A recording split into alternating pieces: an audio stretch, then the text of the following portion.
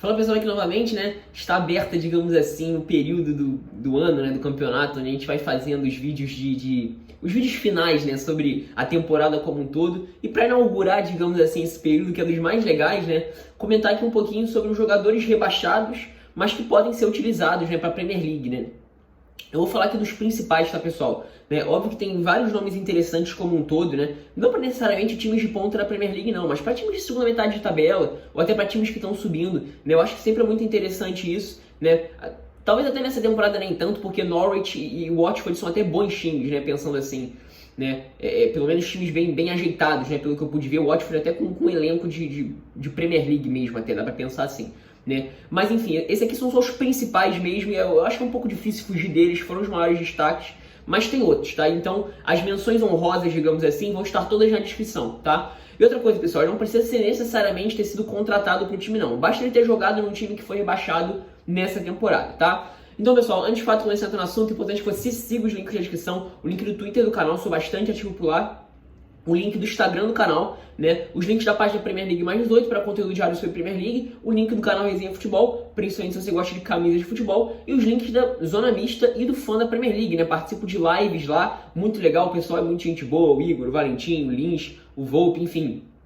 Né, é o pessoal lá que geralmente está nas lives pra gente bater um papo sobre Premier League. Eles também fazem lives de outras coisas, né, de Fórmula 1, de NFL também, isso no Zona Mista, tá? O Fã da Premier League é de Premier League mesmo. Enfim, os links estarão na descrição, no Twitter, do Instagram e no YouTube do Fã da Premier League, e do Twitter, do Instagram e daquela outra rede social que eu não posso mencionar aqui, senão o YouTube corta, né? Mas vocês sabem do que eu tô falando. Se não estiver no primeiro link da descrição, estará... se não estiver na descrição, estará no primeiro link dos comentários fixados. Mas a página do canal, digamos assim, de lives, que eu não posso falar, né? Vocês acessem pelo Twitter ou pelo Instagram do Zona Mista pra não dar problema aqui pra mim, tá, pessoal? Mas enfim, vocês entenderam o que eu quis dizer, tá? Bom, pessoal, vamos lá. Né? Como eu falei, né? É uma lista que... não tem muito como fugir, né? Apesar de ter bons nomes até, principalmente se a gente pega o Fulham, né? O Fulham tem vários jogadores de nível de Premier League. Nível de Premier League, não necessariamente de ponta da Premier League, não. Nível de Premier League, poderiam jogar tranquilamente em times da Premier League ali, né? Seria completamente normal a gente assistir eles jogar em Premier League nos finais de semana, tá? Mas enfim, vamos começar essa lista, não tá em ordem nem nada, né? Óbvio que o último que eu vou falar talvez seja o principal nome, e é o que vocês estão pensando aí, certamente, né? Mas até chegar a ele não tem ordem não, é mais da minha cabeça mesmo, tá? Então, primeiro da lista, Joachim Andersen, né? Zagueiro dinamarquês do Fulham, né? Pelo que eu vi, ele estava encostado no Lyon, tinha feito temporadas bem decepcionantes no Lyon, mas no Fulham ele foi um dos melhores zagueiros da segunda metade da tabela, assim, né? Muito bom mesmo, muito bem, né? Um zagueiro que foi crescendo, né, com o passar do tempo, né, com o Fulham que atinge um nível muito legal, assim, a gente pega em novembro, dezembro, janeiro ali, e ele foi um dos principais nomes, né, não só sendo um zagueiro dominante por baixo,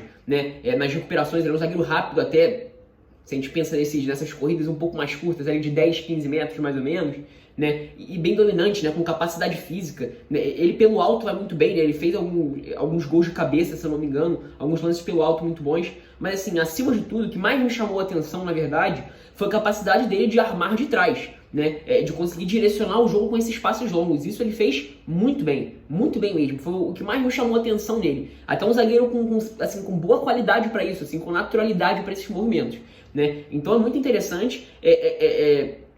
E assim, pra ser bem sincero com vocês, eu juro que eu imaginava ele jogando no Brighton do Graham Potter dessa temporada, tá? Imaginando o Brighton dessa temporada, eu acho que se ele tivesse ido pro Brighton ao invés de ter ido pro Fulham, acho que seria uma belíssima contratação, tá? Ele agregaria muito, né? O Brighton é um time que gosta de armar o jogo a partir dos zagueiros, né? O Dunk, por exemplo, na temporada passada evoluiu muito nesse aspecto, né? Só que eu até acho que refino por refino, ele talvez até esteja mais refinado que os jogadores do Brighton. Eu dei o exemplo do Brighton porque é um time também de segunda metade de tabela, né? Até acho que pelo que ele jogou nessa temporada, esse dinamarquês, ele até pode um pouquinho mais, tá? Talvez um time de meio de tabela, mais ou menos, nono colocado, dessa faixa de tabela, tá?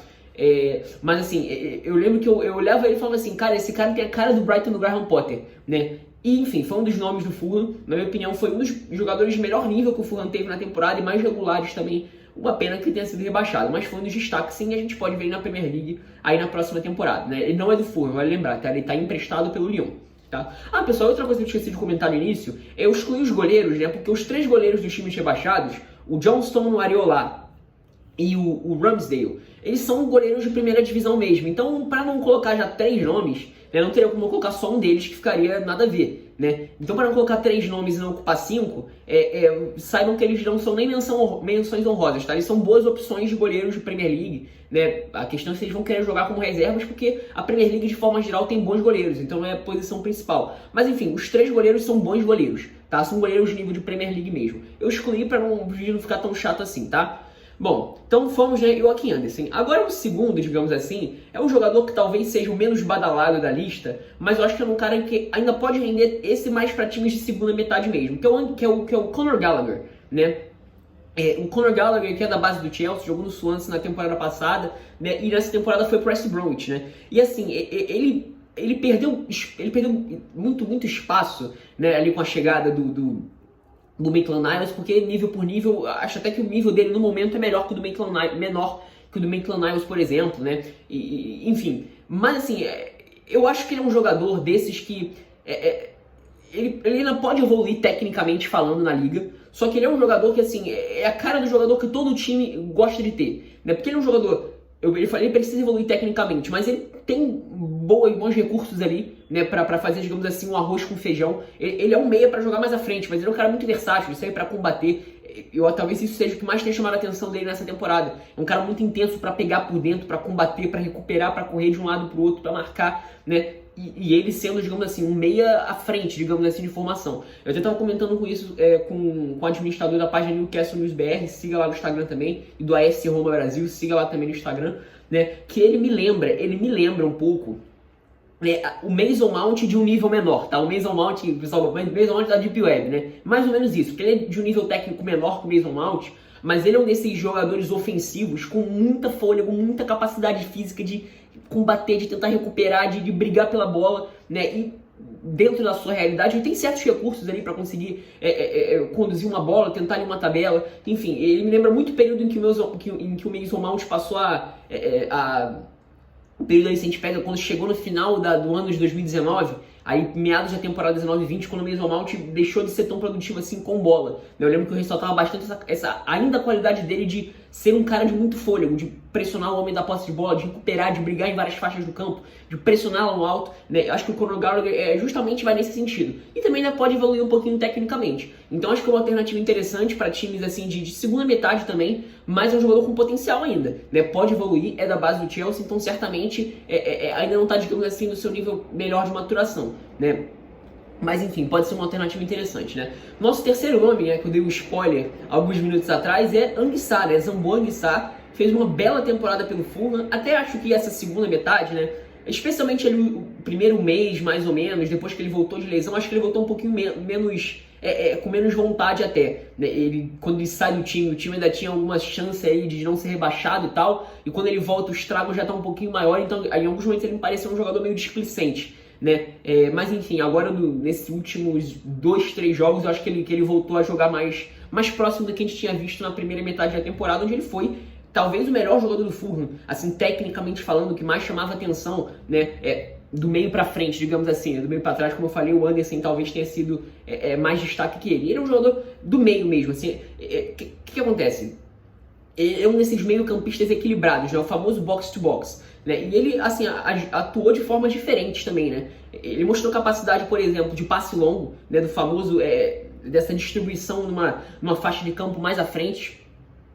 Capacidade física, né? Mas talvez a melhor qualidade dele, que a gente possa ter observado, seja a condução com bola. Essas transições, né? Que vai ali um pouco antes da faixa do meio campo à frente, com bola, conduzindo a bola. Ele mostrou qualidade para conduzir a bola, né? E aliado a... Ele consegue também, eu achei que ele consegue ter certa potência nessa condução. E ele, como eu falei, é um cara alto até, de capacidade física. Então ele assim... É um adversário difícil de enfrentar nessa faixa do campo. E como eu falei, talvez na primeira metade ele tenha chamado até mais atenção que o Andersen, né? Acho que o Andersen foi a partir aí do meados de dezembro, janeiro, fevereiro, foi mais o período do Andersen. Talvez a primeira metade como um todo tenha sido mais o Anguissa. É um dos principais jogadores do time nesse sentido, né? Então assim, de novo, né? Eu fico pensando assim, imagina uma dupla de volante do Brighton, né? Ele ao lado do Bissouma, por exemplo. Né? O Bissouma sendo um cara para receber mais... O Anguissa pode fazer isso também, mas o Bissouma sendo o cara para receber um pouco mais de trás, né, cobrindo uma faixa de campo mais recuada, o Anguissa fazendo essas transições por baixo, né, conduzindo a bola em velocidade, né, e aí, como eu falei, com capacidade física para trombar, para segurar a bola, né, e ele conduz bem, ele tem habilidade para conduzir a bola. Eu acho que talvez essa seja uma das principais virtudes dele, e foi um dos jogadores que mais chamou atenção no Fulham. Então, certamente, né, é um dos jogadores que eu vejo, pelo menos, serem disputados aí por alguns times da Premier League para essa temporada 21-22, porque bola ele tem, bola ele mostrou, né, apesar de ter tido uma segunda metade um pouco mais apagada, né, depois que ele se machucou, né. Enfim, vamos agora para o nosso penúltimo nome, né, Sander Berge, né, do Sheffield United.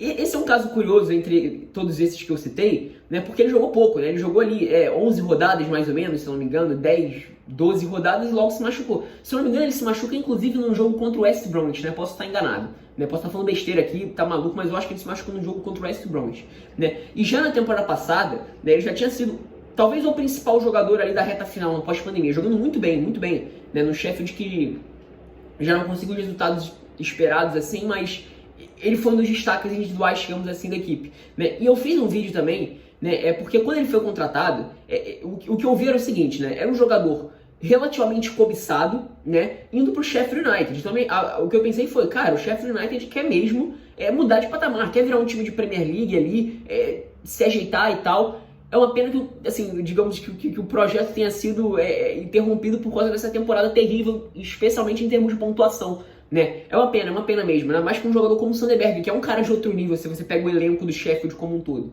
né? Então eu achei isso... eu lembro que eu fiz um vídeo falando sobre isso, como o Sander Berge poderia ser, digamos assim, a cara de um projeto novo. Projeto novo não, né? Porque o projeto do Sheffield já tem um tempinho, né? Não um tempinho assim, né? O time até subiu etapas muito rápido, mas enfim, podia ser a cara de um time que visava permanecer na Premier League, né? Contratando um jogador relativamente cobiçado, né? Para ser a segunda contratação mais cara da história do clube, né? Só perdendo pro Ramsdale nessa temporada, né? Para permanecer na Premier League. Ter um time tendo em torno do Sander Berge, não coletivamente falando não, mas tendo nele o principal nome, o nome de melhor nível da equipe, não necessariamente que o jogo ia girar em torno dele não, né? E acabou que não deu para ser muito isso, né? O time viveu um período complicado ainda com ele na primeira metade, né? Só que assim, agora só falando um pouco de características do Sander Berge, né? Ele é um jogador que ele jogou em todas ali as três posições do meio-campo do Sheffield, né? Seja como primeiro homem de meio-campo, como meio-campista pela direita e meio-campista pela esquerda. E eu acho que assim, de longe, onde ele mostrou mais capacidade de render foi ali como meio-campista pela direita. Né? Porque apesar de ele ser um cara de quase 2 metros de altura e quase 100 quilos, ele é um jogador que a principal característica dele, além de ele ter boa qualidade no passe, ser um jogador inteligente, né? Esses aspectos que a gente está acostumado a ver desses meio-campistas, que são geralmente cobiçados, ele é um jogador com uma potência física e velocidade para fazer essas corridas verticais impressionante. É impressionante, é um galalau gigantesco, um cara enorme, mas que corre como se fosse um pontinha mesmo, né? Então assim, se a gente pega ali se a gente pega principalmente a primeira não, né? O período em que ele joga nessa temporada, né? Ele voltou de lesão agora contra o Crystal Palace. Mas o período em que ele joga nessa temporada, no início ali, até se não me engano, 11ª rodada, como eu falei, algo assim, talvez até antes. Mas ele jogou todos os primeiros jogos até se machucar, né? Ainda em 2020, antes de dezembro, talvez, tá? Não me lembro exatamente, mas talvez tenha até sido antes de dezembro isso. Ele era o cara que, digamos assim, mais conseguia, né, se entender com o George Baldock, né, o lado direito passou a ser o principal lado do Sheffield United, né, por conta do lado esquerdo ter morrido praticamente, né, o O'Connell, né, o próprio Ian Stevens ficou fora um bom período ali da primeira metade, né, então o lado direito naturalmente teria que ser muito utilizado, que é o lado dos jogadores de mais qualidade e jamais bem entrosados ali, Chris Bastion, George Baldock e o Sander Berge sendo, digamos assim, o cara do último terço mais próximo da área, por incrível que pareça, mesmo sendo meio campista, né, a gente sabe que as características dos meio campistas do Sheffield na temporada passada eram de chegada, né, chegada à área para definir, né, só que no caso do Sander Berge ele chegava até de forma diferente, ele chegava como se fosse atacando a linha de fundo mesmo, como se fosse um ponta, para conduzir em velocidade com aquela capacidade física, parecendo um trem de carga imparável para bater para dentro da área, ou conseguir alguma jogada de tabela com alguém que quisesse se aproximar, e ele fazia com maestria isso, né, não sei se vocês assistiram um jogo de sábado agora contra o Palace, ele fez poucas vezes isso porque ele estava machucado, né? Mas ele deu umas 3 arrancadas desse tipo, né? E já mostrou que mesmo, machucado não, né? Voltando de lesão, que mesmo voltando de lesão, ele ainda tem essa capacidade, né? Mesmo ele já voltando de lesão, e que assim, é um estilo de jogo que depende muito da capacidade física do cara, ainda mais um cara pesado, grande como ele, né? E nas 3 arrancadas que ele deu um calorzinho ali pro Tyreek Mitchell e pro Gary Cahill, né? Então é um jogador que, assim, pode agregar muito, ele fornece alternativas. Como eu falei, no Sheffield ele joga dessa forma porque é a posição do Norwich, apesar do Norwich ter feito uma temporada bizarra, né? Mas assim, ele pode servir também como esse primeiro volante, digamos assim, esse cara para fazer o primeiro passo à frente da defesa. Eu acho que dá para vislumbrar ele jogando nessa posição, sim, né? Você perderia talvez a característica mais interessante dele, que mais assusta os adversários, né? Que geralmente não se espera, e quando ele faz é difícil de parar, né? Mas assim, ele também pode cobrir por ali, né? Ele também pode fazer essa função. Então é um dos mais interessantes, dos nomes mais interessantes desses que foram rebaixados. E que assim, de novo, também falando como eu falei que eu já falei em relação ao último colocado não, o primeiro colocado, que vocês já sabem quem é, né? E que eu falei no vídeo de rebaixamento do time em que ele estava, né? Depende também do que o Sheffield pretende, né? Ele foi uma das contratações mais caras, e se o Sheffield quiser, digamos assim, voltar para a Premier League, quiser se consolidar mesmo como um time de Premier League, não ser um time nem nada, acho que ele vai ser bastante importante, ainda mais para nível de Championship. Ele certamente vai ser um dos melhores jogadores se ele jogar o que pode, se ele conseguir se manter ausente das lesões, né? Então é um dos jogadores mais interessantes. Eu acho um pouquinho mais difícil dele já sair do Sheffield, mas assim, se quiserem mesmo investirem e derem um valor assim que faça sentido, né? Pode ser uma das boas contratações para a temporada que vem, tá? Ainda mais porque ele é jovem, tem só 20 anos, 21 anos. Então é um cara que tem muita linha para queimar ainda. Jogador bem interessante, Sanderberg, apesar de ter jogado pouco nessa temporada, né? Acho que dá pra dizer que o ano de 2020, né, como um todo dele foi muito bom, né? Antes dali da pausa para quarentena, o pós-quarentena e o período da temporada 2021, a primeira parte dele se machucar, né? E por último, mais não menos importante, o jogador que dispensa comentários, Matheus Pereira do West Bromwich. Agora português, ele não é mais brasileiro, se eu não me engano ele se naturalizou português, né? Enfim, talvez seja, digamos assim, um símbolo, né, dos jogadores rebaixados que podem jogar Premier League. Não é um jogador assim, tá, vamos lá, falar as características dele que todo mundo já sabe aqui, mas para não deixar passar batido, né? Habilidade muito acima da média, qualidade com a bola no pé acima da média, pega na bola como poucos, muito inteligente nas decisões. Enfim, talvez o único ponto negativo do Matheus Pereira seja que ele não é um cara tão combativo, né, a partida inteira, né? Tem alguns momentos que você vê ele tentando combater e tal, mas via de regra é um jogador que combate pouco. Talvez isso seja o único pé atrás que eu tenho com ele, né? E nem foi assim em todos os jogos não, foram alguns jogos em que ele combatia menos, talvez até por orientação do técnico, né? Mas talvez em alguns momentos eu senti um pouquinho de falta disso nele. Eu nem acho que ele seja um jogador ruim nesse sentido não, tá? Ele combate e tal, né? Mas é menos. Eu acho que é menos, tá? Talvez seja o único. Só pra não dizer só para não dizer que ele é perfeito, só pra não dar o 10 pra ele, digamos assim, nessa temporada, né? Mas enfim, cara, que temporada do Matheus Pereira, que jogador. O ano de 2021 dele especialmente, que eu até falei, né, com companhias melhores, foi impressionante. Foi melhor, inclusive, que a primeira metade dele. Eu acho que, acima de tudo, o que mais me chamou a atenção no Matheus Pereira nessa temporada, né, não sei vocês, é assim, como ele entendeu o ambiente em que ele estava, né? Porque na segunda divisão o ambiente é completamente diferente, ele era de longe. O West Bromwich era um dos melhores times do campeonato e ele era de longe o jogador com mais habilidade da Championship, talvez em muito tempo, né? O jogador mais habilidoso, ou um dos mais habilidosos que a Championship já viu. E muitos momentos ele era criticado por prender demais a bola, e de fato ele prendia demais a bola mesmo, né? Mas quase sempre as jogadas finais saíam corretas, assim. Ele prendia e tal, perdia algumas oportunidades de passe, mas conseguia colocar alguém na condição de marcar ou finalizar muito bem. Geralmente era assim, dificilmente ele perdia algum lance, foi um jogador mágico de se ver na Championship mesmo. E nessa temporada surgiu essa dúvida, né? Para ele jogar na Premier League ele vai ter que melhorar um pouco isso, tá? O jogo é muito mais veloz, não tem comparação, os marcadores mais inteligentes, mais físicos, enfim, apesar da Championship também ter bastante o aspecto físico, mas enfim, o que a gente viu do Matheus Pereira a temporada inteira foi um jogador, assim, ainda assim, mesmo tendo toda essa qualidade, ainda assim um jogador que conseguiu se mostrar rápido nas decisões, rápido nas tabelas, para se conectar com os companheiros. Assim, é maduro nesse sentido, né? Eu até pensei, vou ser bem sincero, que ele fosse ser aqueles jogadores habilidosos que querem muitas vezes se mostrar nesses times rebaixados, mas não, em nenhum momento o Matheus Pereira fez isso não. Ele estava muito ciente do que ele estava fazendo ali e quase sempre não, ele sempre jogando pro time, sempre sendo o mais importante para o West Bromwich e não para o Matheus Pereira, né, para mostrar o talento que ele tem com a bola, nada disso. Ele foi um jogador assim inteligente, coletivo a temporada inteira, e 2021 dele, como eu falei, ainda mais assim, tendo sido premiado, digamos assim, com melhores companhias ali, tendo visto seu jogo talvez atingir o melhor nível na Premier League, né, nesse ano de 2021, especialmente nesses últimos 3 meses aí,